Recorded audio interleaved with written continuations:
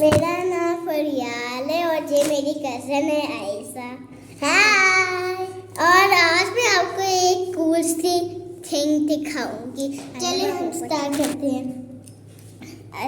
ऐसे सबसे पहले हम एक हार्ट बनाते हैं, ठीक है। फातिमा को ऐसे कर दो, ऐसे कुछ भी बना दो। इसके बनाने के बदले आप ऊपर ऐसे लाइंस दिखा दो।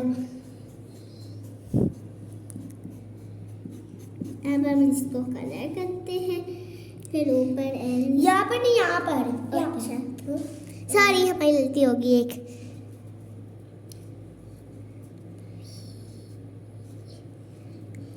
अब आप अगला रूल देखिए हमारा।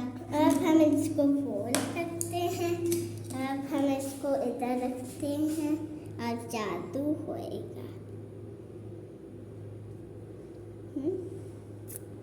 उठा के दिखाओ।